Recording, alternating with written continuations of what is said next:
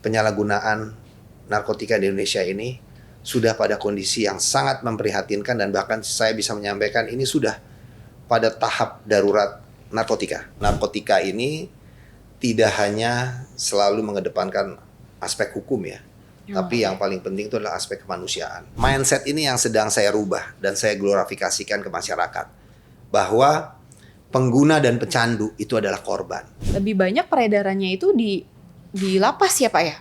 Apa seperti apa Pak kalau dari pandangan Bapak? Ya, begini ya. Namanya narkotika ini kan barang kecil ya. Tidak ada cara lain. Apalagi dia public figure, harus jadi contoh. Ya pasti Kementerian IMIPA sudah dengan pertimbangan yang kuat. Makanya dilempar ke Nusa Kambangan. Istilahnya biar kapok. Biar menjadi contoh supaya jangan main-main.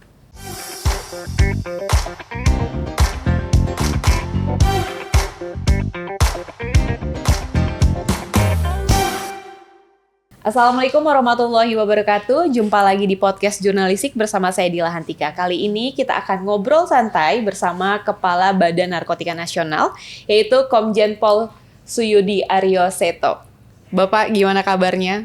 Baik, alhamdulillah. Alhamdulillah baik. Terima kasih atas waktunya Pak, sudah mau ngobrol-ngobrol di inilah.com. Sama-sama, kita Pak, juga. kita kan kalau misalnya membahas soal narkoba ya Pak, secara nasional ini lingkupnya sangat luas sekali. Kalau misalnya bisa dilihat sekarang ini peredaran narkotika di Indonesia itu kondisinya tuh seperti apa sih Pak? Iya, kita berangkat dari data dulu ya. Berdasarkan data BRIN tahun 2023, itu kita mendapatkan angka di 1,73% dari penduduk Indonesia ya. Sekitar 270 juta, berarti di angka 3,3 juta itu menjadi prevalensi penyalahguna narkoba di Indonesia. Wow. Tapi kita tahu bahwa data ini kan data yang katakanlah di atas permukaan. Kalau kita bicara teori gunung es, di bawahnya tentunya pasti lebih dari itu, dark number-nya. Untuk itu ini bukan angka yang kecil, apalagi narkotika ini kan menyasar kepada usia yang produktif, anak-anak kita, anak-anak remaja yang berusia antara 15 sampai dengan 35 tahun. Ya. Nah, kemudian juga ada angka relapse ya, yaitu angka kekambuhan. Penyalahguna ini mencapai 70%. Nah, kemudian juga dari data pengungkapan kasus narkoba kita ambil tahun 2024 ya, itu sebanyak 46.747 kasus narkotika ya, yang terdata di kita di BNN Republik Indonesia, yaitu dengan 61.452 tersangka dan barang bukti ya berdasarkan data tahun 2024 ini ya, itu sabu saja mencapai 7,65 ton. Sabu. Ya. Kemudian 4,5 juta butir ekstasi dan juga 44,73 ton ganja. Ya. Nah, tentunya ini sekarang sudah tahun 2025, kita juga sudah banyak mengungkap jadi lebih dari itu. Ya artinya saya mau menyampaikan di sini bahwa kasus penyalahgunaan narkoba berdasarkan data prevalensi dan data penindakan kita yang sangat besar ini, belum lagi yang diungkap oleh teman-teman kita di Polri, ya, dan juga di Bea Cukai, dan juga mungkin rekan-rekan TNI, yang tentunya juga cukup besar. Jadi kita bisa membayangkan bahwa penyalahgunaan narkotika di Indonesia ini sudah pada kondisi yang sangat memprihatinkan, dan bahkan saya bisa menyampaikan ini sudah pada tahap darurat narkotika. Seperti itu. Tadi kan kalau misalnya Bapak bilang itu usia-usia produktif, artinya generasi-generasi milenial bahkan generasi Z juga sudah ada di dalamnya ya Pak ya? Yeah. Dari usia 15 sampai 30 tahunan. Yang paling berat kendala dari BNN itu apa untuk memberantas itu? Tadi kan Bapak juga udah bilang ini merupakan salah satu darurat narkotika saat ini. Ya, tentunya yang pertama kita melihat dari kondisi geografis Indonesia. Kita tahu bahwa Indonesia ini adalah wilayah kepulauan kemudian juga negara yang garis pantainya sangat panjang, ya, dari ujung Aceh sampai Lampung, dari tanah Jawa sampai timur, ya, dan kemudian banyaknya pelabuhan-pelabuhan tikus, ya, dan juga tentunya perkembangan teknologi sekarang, ya, kalau kita kaitkan dengan teknologi yang begitu pesat, media sosial, baik itu berbagai platform, WhatsApp, ya, Instagram, Telegram, Facebook, dan juga situs-situs ilegal, dark web, ya, yang digunakan sebagai sarana komunikasi, sarana kontak para pelaku, ya. Kemudian juga sekarang transaksi pembayaran tidak lagi secara konvensional, ya kan? Betul. Sekarang sudah ada uang digital, ya, cryptocurrency yang menyamarkan transaksi narkotika melalui uang kripto tersebut. Nah, ini juga menjadi satu hal yang menjadi tantangan kita. Kemudian juga tentunya ya keterbatasan, ya, alat material khusus kita, Almatsus IT yang kita miliki saat ini, ya, mungkin harus terus, ya, di-upgrade terus untuk bisa menyesuaikan dengan perkembangan teknologi. Tadi kan Bapak juga bilang semuanya ini bekerja sama, mulai dari Polri, TNI. Nah, itu efektivitas kerjasama antara BNN dengan pihak-pihak atau lembaga hukum itu seperti apa, Pak? Ya, sejauh ini kerjasama kita sangat baik, ya, sangat baik. Dan saya pikir kerjasama ini adalah hal yang sangat penting, yang sangat strategis, ya, karena bekerja sendiri dengan bekerja secara kolaborasi pastinya akan lebih maksimal dan efektif kita bekerja bersama. Betul. Secara kolaboratif, baik kita dengan Polri, dengan TNI, dengan Bea Cukai, Bakamla, ya, dan dengan elemen-elemen masyarakat lainnya. Dan saat ini kita sudah duduk bareng untuk bisa bekerja sama secara intelijen tentunya. Kita bertukar informasi, kita sharing informasi, kita menganalisa bareng-bareng, kita dengan TNI, dengan Bea Cukai, ya, dan kita juga banyak masukan dari segenap elemen masyarakat, NGO, pemerhati narkotika, seperti rekan-rekan kita dari Granat dan yang lain-lain. Nah, setiap informasi sekecil apapun itu kita olah bareng-bareng, ya. Dan apabila kita mendapatkan sebuah katakanlah kita sudah ngelok pada sebuah suspek, kita akan turun sama-sama. Dan dari beberapa kali pengungkapan kita, di saat saya sudah menjadi KBNN RI pun, saya sudah selalu berkolaborasi. Saya mengajak rekan-rekan kita dari TNI, dari Bea Cukai, dari Polri, ya, kita juga melaksanakan upaya-upaya penindakan bersama-sama. Dan hasilnya jauh lebih baik. Oke. Pak, kalau misalnya dilihat BNN ini kan mengakomodir semua gitu ya Pak, mulai dari peredaran, memakai, sampai rehabilitasi. Dari ketiga poin-poin itu, kira-kira tantangan terbesar itu ada di poin mana? Mungkin setiap poin-poin itu punya tantangan semua, tapi yang menjadi PR besar saat ini Bapak sebagai kepala BNN itu apa? Ya tentunya begini, kita bicara masalah penanganan narkotika ini tidak hanya selalu mengedepankan aspek hukum, ya, tapi yang paling penting itu adalah aspek kemanusiaan. Ya, kita bicara masalah terkait dengan bandar, kita sudah sepakat lah. Pasti kita proses, kita hukum. Bahkan di dalam Undang-Undang Narkotika Nomor 35 Tahun 2009 jelas mengatur, ya, untuk bandar dapat dihukum, ya, seberat-beratnya, bahkan seumur hidup, bahkan hukuman mati, ya. Tapi yang paling penting di sini yang harus saya sampaikan adalah bagaimana kita mengelola para pengguna. Ini yang paling penting. Kita harus mengedepankan juga aspek-aspek kemanusiaan. Karena para pengguna, para pecandu ini sesungguhnya mereka adalah korban.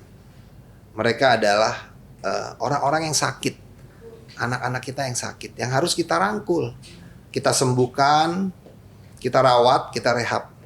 Ya, rehabnya pun juga harus serius, ya kan? Yang jadi masalah kan rehabilitasi ini selama ini belum maksimal, belum tuntas.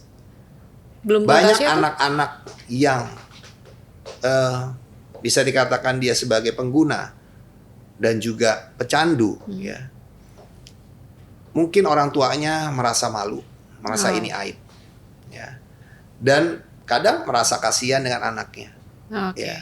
Nah, tapi karena kasihan ini akhirnya membuat anak ini Belum tuntas direhab saatnya. tidak tuntas. Wah, kasihan Pak, udah anak saya direhab Ya. seminggu saja, sebulan saja. Padahal dari hasil asesmennya harusnya 3 bulan, Oke. 6 bulan. Harusnya dirawat inap. Mhm. Tapi orang tua karena ya mungkin rasa sayang tadi. Iya. Tapi akhirnya jadi keliru. Karena tidak tuntas direhab yang harusnya 3 bulan, 6 bulan dia mintanya direhab jalan, kan sudah berbeda. Padahal hasil asesmennya harusnya adalah dirawat inap 3 bulan misalnya. Tapi karena orang tuanya udahlah Pak 1 minggu aja, 3 minggu aja. Ya. Ya masih ada kan Pasti ada. hal-hal seperti itu. Nah ini yang terjadi, akhirnya tidak tuntas. Makanya prevalensi narkotika di Indonesia terus meningkat terus karena tidak sembuh. Ini kan harus sembuh, gitu loh. Belum lagi ada istilah relapse kan, orang bisa balik lagi kok. Karena apa? Kembali lagi ke lingkungannya, diajak lagi, ngelihat kamar aja bisa suges lagi, timbul lagi, pengen lagi. Jadi ini bukan persoalan yang sederhana. Walaupun sudah direhab sekalipun, ya tidak menjamin 100% bisa sembuh total.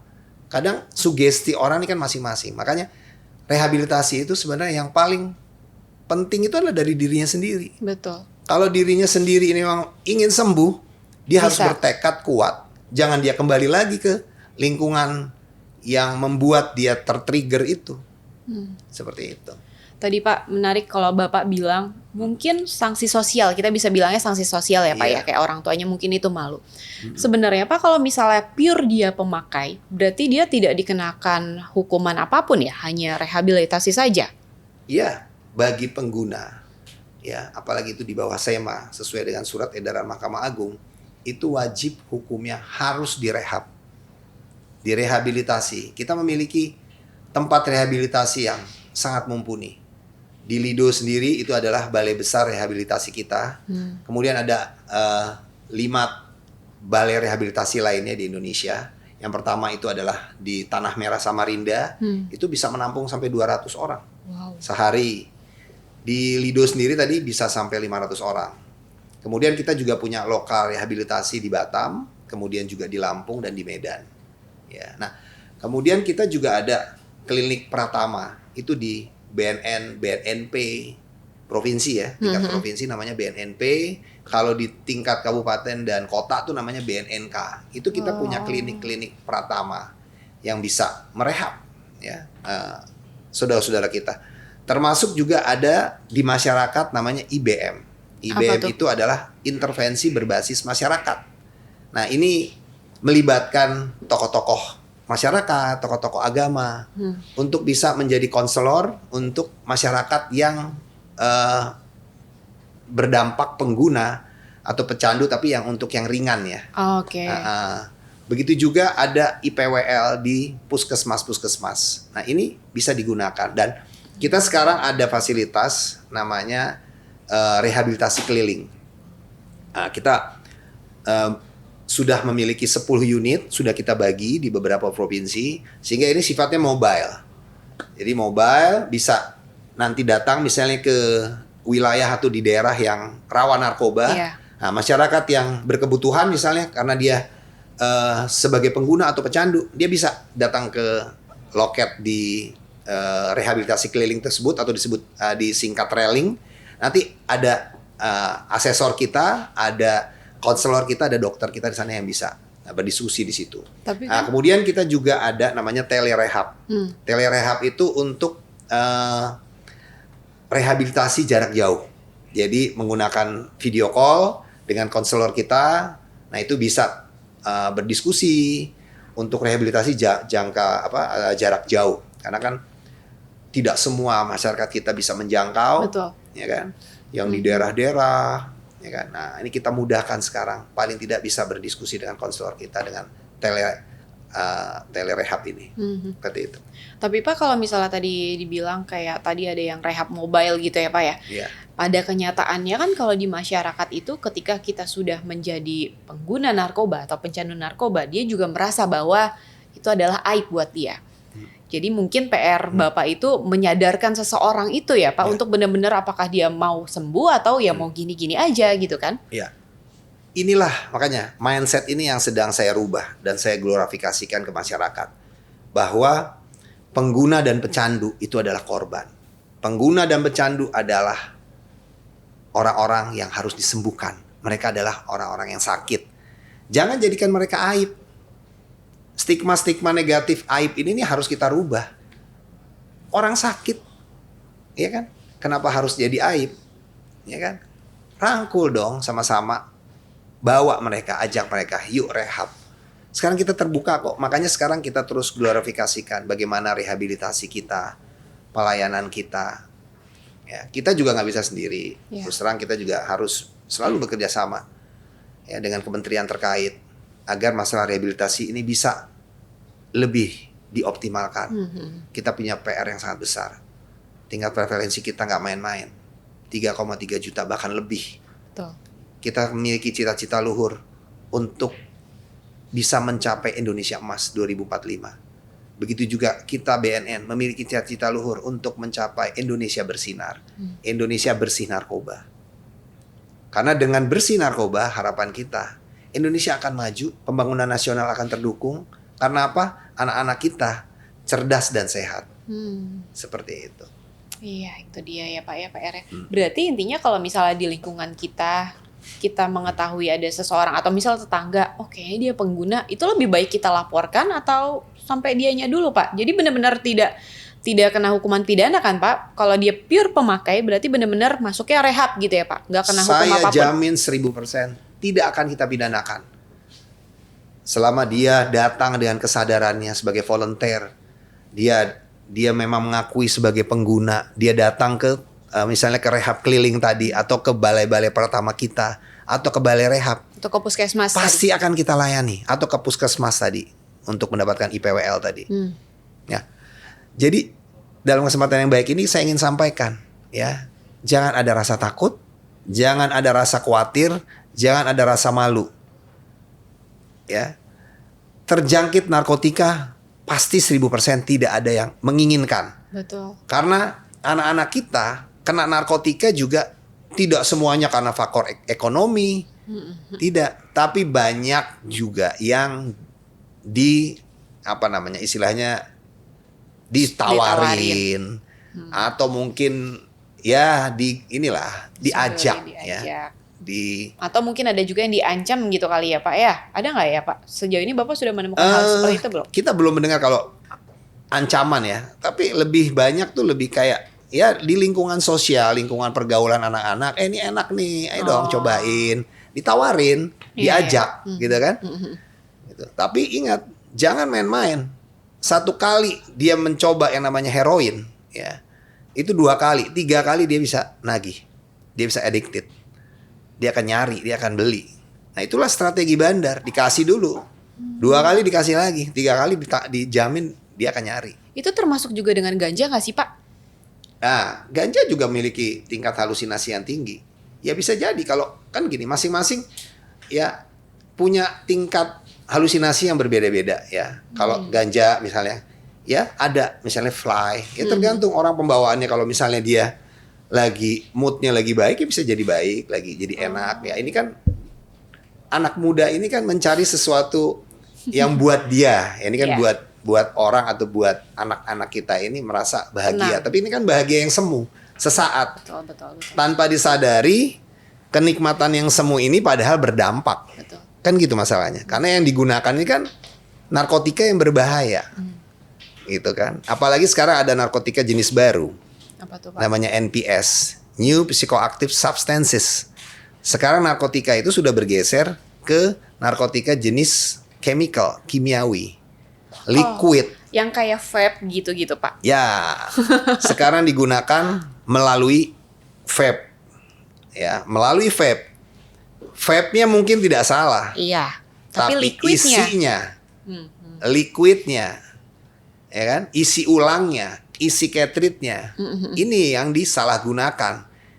yang dimasuki oleh para bandar-bandar jahat, ya kan, untuk mendapatkan sesuap keuntungan buat mereka, tapi menghancurkan anak-anak kita. Ini yang jadi masalah. Nah, ini yang sekarang menjadi tren di anak-anak kita. Kita harus hati-hati. Anak-anak, orang tua harus aware. Iya. Jangan melihat, wah vape-nya, wah lebih enak, bersih, bagus, keren, ya kan, bisa dipakai di indoor, wangi lagi kan. Bukan itu masalahnya. Iya, tapi yang harus kandungannya. diwaspadai adalah isinya. Mm. Dan ingat, ini adalah bahan kimia. Ya, bahan kimia yang berbahaya masuk ke dalam tubuh kita. Seperti itu. Kan ada juga kan Pak, public figure yang menjadi pengedar dia ya Pak ya, dari Iya. yang liquid itu Iya. ya Pak ya. Mm. Nah kalau kita bicara soal pengedar, kenapa sih Pak kayaknya pengedar itu justru sekarang kalau kita baca di berita ya Pak ya, lebih banyak peredarannya itu di lapas ya Pak ya? Apa seperti apa Pak kalau dari pandangan Bapak? Ya, begini ya. Namanya narkotika ini kan barang kecil ya. Di dalam setiap kesempatan yang namanya bandar pasti akan melakukan upayanya, operasinya, ya. Tidak hanya di dalam lapas saja sebenarnya, di kampung-kampung saya katakan. Bahkan di desa-desa sekarang sudah di pesisir pantai, tidak hanya di kota. Ya termasuk di dalam lapas juga mungkin ya. Mungkin masih ada ya seperti itu. Karena mungkin kesempatannya ada. Ya, makanya upaya-upaya yang dilakukan oleh Kementerian IMIPA sekarang sudah semakin tegas. Ya, saya lihat luar biasa yang dilakukan oleh Pak Menteri IMIPAS dengan memindahkan para narapidana ke Nusa Kambangan, ke sel-sel yang lebih maksimum. Itu sangat bagus. Menurut saya ini menjadi shock terapi untuk para bandar-bandar narkoba, termasuk pengguna-pengguna yang berubah menjadi bandar di dalam situ. Biar ngerasain mereka. Mereka sudah menjadi pengguna misalnya yang di atas SEMA, ditahan di situ. Atau menjadi bandar kecil tapi berubah menjadi bandar besar, mereka main-main di dalam situ, ya tidak ada cara lain, harus diberikan shock terapi, diberikan hukuman yang lebih berat, di sel yang lebih berat. Pindah lah itu ke Nusa Kambangan itu ya Pak? Ya, di Nusa Kambangan kan ada sel-sel yang lebih maksimum. Nah, maksimum sel itu yang satu orang, one man one cell. Ada juga yang 3 orang satu sel. Nah ini saya pikir hal yang sangat bagus untuk shock terapi. Artinya jangan main-main dengan narkotika. Kalau ingin menghancurkan anak-anak muda kita dengan cara memasukkan narkotika, menjual narkotika, memasukkan kemanapun, mereka pasti akan berhadapan dengan hukum. Tadi Bapak juga bilang SEMA. Emang batasan SEMA itu berapa sih Pak? Ada takarannya atau gimana sih Pak? Iya. Jadi di dalam SEMA itu kan diatur, misalnya kayak sabu itu di bawah 1 gram. Itu untuk pengguna? Iya, untuk pengguna. Nah, setelah itu nanti baru kalau dia pengguna, dia akan dihadapi pada tim asesmen terpadu atau TAT.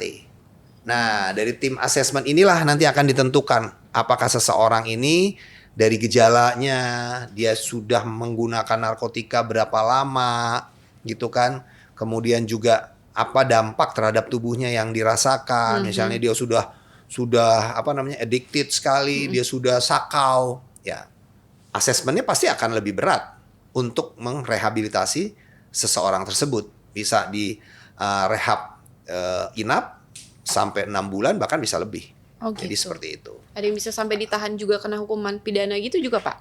Ya kalau sampai dia sudah menggunakannya terlalu berat, ya dia akan direhabilitasi seperti itu. Pak, kalau misalnya dari kita lihat juga ya Pak ya, ternyata banyak juga nih, tadi Bapak juga bilang narkoba itu menyasarnya itu semua kalangan lapisan masyarakat. Berarti tidak terkecuali juga aparat-aparat penegak hukum dong Pak. Kalau dari pandangan Bapak itu seperti apa? Supaya bisa memastikan agar aparat penegak hukum juga tidak ikut terlibat. Justru kan harusnya dia nih yang menjadi contoh gitu atau payung hukumnya gitu lah ya. Iya, betul. Jadi begini, yang tadi disampaikan aparat penegak hukum sangat bisa juga mereka menggunakan, banyak juga yang terlibat. Beberapa kasus kita tangani, ya.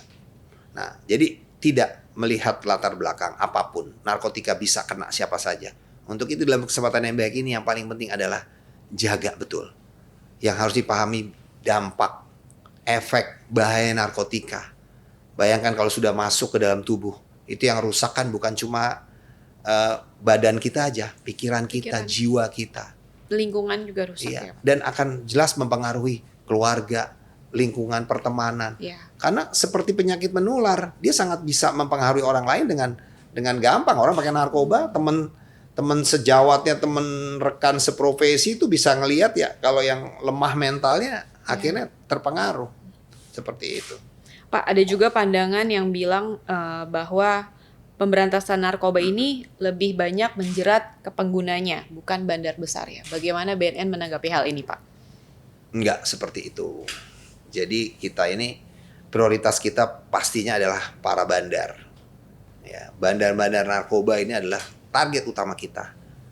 Karena bandar narkoba inilah yang membawa, yang memasukkan narkotika ke Indonesia kan. Iya.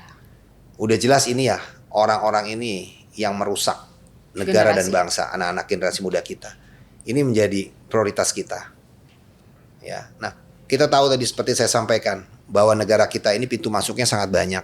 Negara kita selain kepulauan juga banyak pintu-pintu, jalur-jalur tikus, ya kan? Ya. Kondisi geografis inilah yang dimanfaatkan oleh para bandar. Mereka masuk dari Golden Triangle, Laos, Birma, Thailand, lewat Teluk Andaman masuk ke Selat Malaka. Disitulah mereka bermain. Karena memang terus terang yang kita hadapi ini yang paling banyak itu adalah masuknya narkotika dari jalur laut. Ya, selain dari jalur darat ya, lewat Aceh. Kalau Aceh kan ganja dari zaman dulu tuh memang Aceh memang daerah yang sangat produktif. Bisa ditanami ganja di sana karena tanahnya cocok gitu. Nah, tapi kalau untuk sabu itu mayoritas banyak dari Golden Triangle, ya dari jalur tadi Laos, Birma, Thailand melalui Selat Malaka. Nah disitulah shift to shift masuk ke jalur-jalur tikus yang ada mulai di Aceh, Sumatera Utara, Kepri, Riau sampai ke Lampung. Mitigasinya kalau dari BNN seperti apa? Kan Bapak udah tahu nih kalau ternyata jalur laut yang ternyata kebanyakan masuknya dari situ gitu narkoba ke negara kita. Ya, kita tentunya yang pertama mengedepankan operasi intelijen tadi yang saya sampaikan. Kita sekarang terpadu bergabung ya antara kita TNI dan Bea Cukai, dan juga tentunya kita didukung oleh anggota-anggota kita yang ada di Badan Narkotika Provinsi dan BNK ya. Dan kita juga berkoordinasi dengan Polri ya. Kita sama-sama ya. Kita secara intelijen kemudian di lapangan juga kita seringkali melakukan operasi bersama ya. Selain itu kita juga bukan hanya mengedepankan upaya pemberantasan ya, Mbak Dila ya. Tapi kita juga mengedepankan upaya-upaya pencegahan dengan memberikan literasi, edukasi kepada masyarakat. Kita sifatnya mengajak, mengingatkan, ya supaya kita aware semua. Ya, sasaran kita adalah tentunya komunitas terdepan kita adalah masyarakat.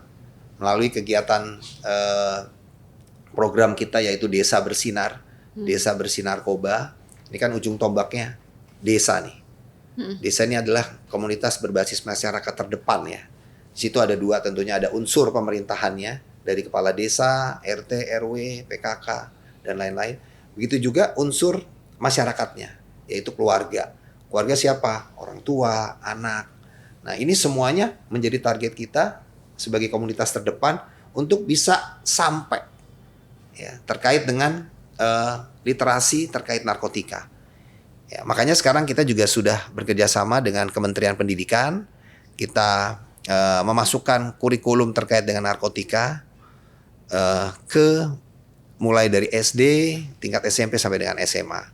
Nah, mudah-mudahan dengan upaya pencegahan dengan literasi dan edukasi yang kita lakukan ini, semua masyarakat di Indonesia, ya baik orang tua maupun anak-anak kita itu aware dan semakin paham dan peduli. Seperti itu. Pak, kalau menurut Bapak, siapa sih orang yang paling bertanggung jawab ketika masih ada peredaran narkotika di dalam lapas, Pak? Ya, tentunya karena ini kan adanya di Kementerian IMIPAS ya. Ya pastinya kepala-kepala lapas dan juga para sipir-sipir harus betul-betul kuat ya dalam hal ini ya. Karena memang godaannya pasti juga cukup besar. Namanya menghadapi orang banyak, ya, dan orang ingin hidup juga di dalam nyaman, ya kan? Mungkin dia ingin bergerak, ya, melakukan operasi senyap di dalam terkait dengan misalnya perputaran narkotika di dalam, itu kan tujuannya ingin mereka hidup nyaman.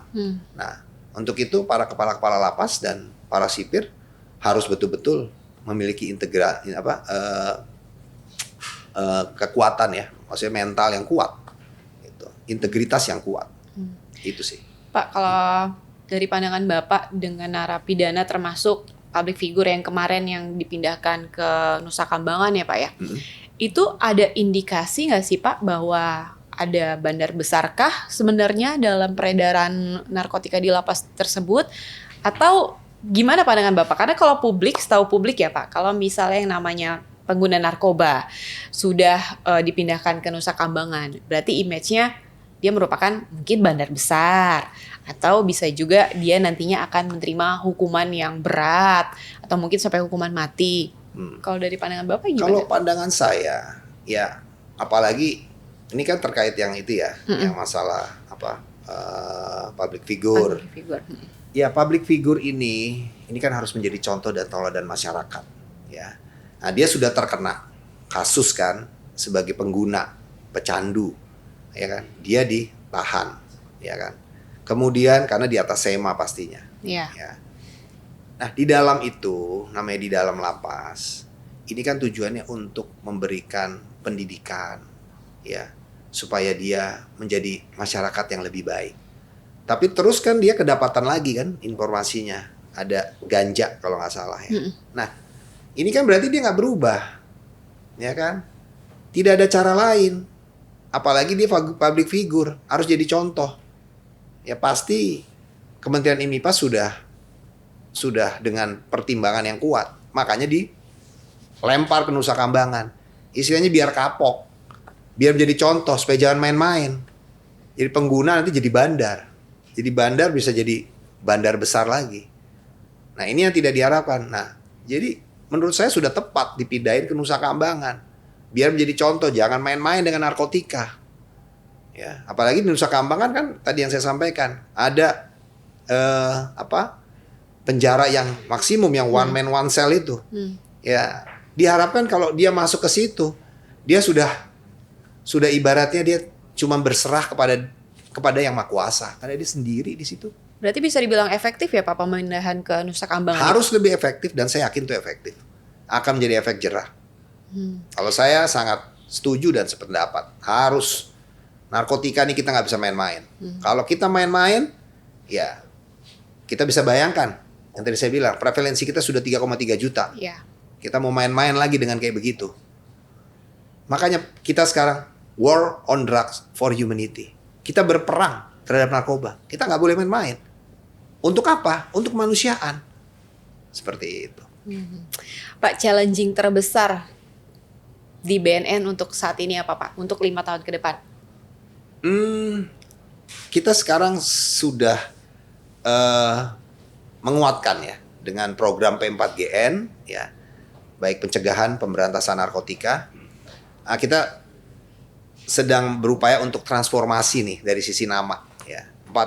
P4GN ini kan mungkin kurang begitu familiar ya kalau di lingkungan anak-anak, apa sih P4GN? Iya, apa sih P4GN itu Pak? Walaupun sebenarnya kan itu kan pencegahan, iya, pemberantasan dan juga rehabilitasi lah. Ya. Tapi kan bahasa-bahasa birokrasi gini kan kurang kena lah gitu. Makanya kita mencoba untuk bertransformasi. Nanti ke depan namanya akan kita ganti menjadi Ananda Bersinar. Ananda Bersinar itu kan, Ananda ini kan anak. Kita tuh concern lebih kepada anak, karena yang menjadi sasaran penyalahgunaan ini kan ada di anak-anak kita. Sementara anak-anak ini adalah aset bangsa. Betul. Generasi penerus bangsa yang harus kita jaga, kita rawat. Gitu. Program Bapak Presiden Republik Indonesia sangat luar biasa. Dengan MBG misalnya, makan bergizi gratis, yang tujuannya sangat mulia. Betul. Untuk mencerdaskan dan menyehatkan anak-anak kita. Tapi di satu sisi mata uang yang berbeda, yang ada kehidupan, yaitu narkotika, yang tidak bisa kita anggap remeh. Apalagi dengan data yang tadi saya sampaikan sudah sebegitu besarnya. Ini kan harus extraordinary, harus luar biasa. Nggak bisa kita cuma biasa-biasa saja. Nah, dengan program Ananda ini yang juga singkatannya adalah Aksi Nasional Anti Narkotika, dimulai dari anak. Bersinar, bersih narkoba. Oke. Pesannya Pak untuk anak-anak atau untuk semua lapisan masyarakat terkait dengan narkotika ini Pak? Iya, pesan saya ya. Yang pertama tentunya kaum muda yang saya sampaikan, kalian adalah pemilik masa depan.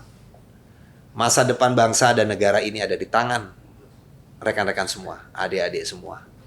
Pastikan kalian memiliki jiwa dan jasmani yang sehat, yang kuat, jauhi narkoba. Ya. Narkoba tidak sebanding dengan harga diri dan masa depanmu. Kalian sebagai pribadi yang merdeka mempunyai kontrol atas pilihanmu sendiri. Pilihlah kesehatan, impian, dan keselamatan jangka panjang. Bangunlah identitas yang kuat di lingkungan sekolah, keluarga, dan juga komunitas.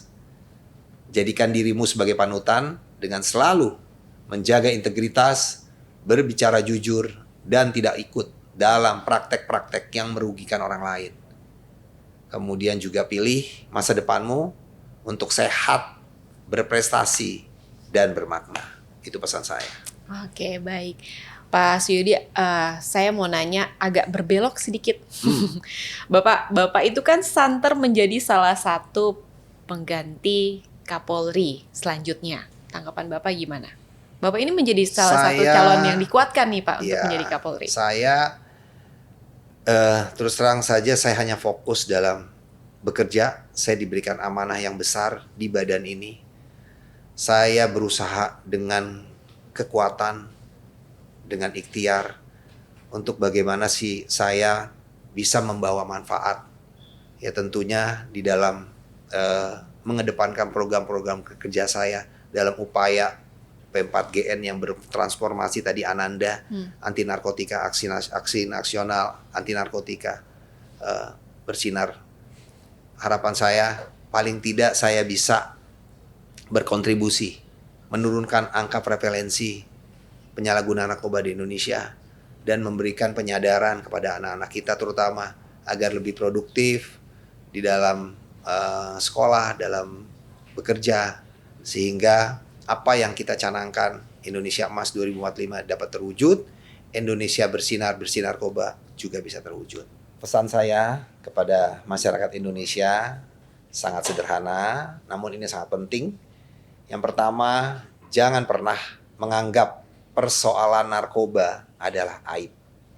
Tapi bagaimana kita sama-sama ya memiliki kekuatan, kebersamaan untuk bisa merangkul saudara-saudara kita yang menjadi pengguna atau pecandu untuk bisa dirawat, direhabilitasi sampai tuntas. Mereka, para pengguna, saudara-saudara kita bukanlah musuh bangsa, tapi saudara kita yang harus diselamatkan, bukan dijauhi, bukan dijadikan aib. BNN tegas memerangi jaringan narkoba, tapi terhadap para pengguna, kami mengedepankan pendekatan yang humanis dan ilmiah. Penyalahgunaan narkotika bukan hanya persoalan hukum, tapi juga persoalan kesehatan dan kemanusiaan. Saya ingin masyarakat tahu bahwa rehabilitasi itu bukan hukuman, tapi jalan menuju kesembuhan dan masa depan baru. Mari kita hentikan stigma, dukung saudara-saudara kita agar pulih dan bersama-sama mewujudkan Indonesia yang sehat, kuat, dan bersih narkoba tanpa narkotika.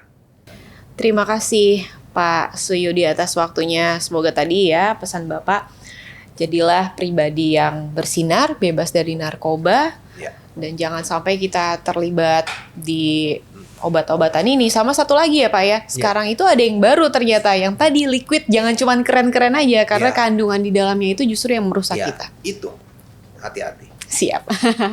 Baik, terima kasih Pak Komjen Pol Suyudi Aryoseto atas waktunya, dan semoga kita semua selalu terbebas dari narkoba. Dan memang kalau dilihat juga angkanya udah cukup urgent ya Pak untuk pemberantas peredaran narkoba ini ya. Semoga semuanya dapat berjalan dengan baik di atas kepemimpinan Bapak. Amin. Terima kasih atas waktunya ya Pak ya. Ya. Dan itu tadi kawan, inilah perbincangan kita dengan Komjen Pol Suyudi Aryo Seto. Sampai jumpa di podcast jurnalistik selanjutnya. Saya Dilahan Tika, pamit undur diri. Wassalamualaikum warahmatullahi wabarakatuh.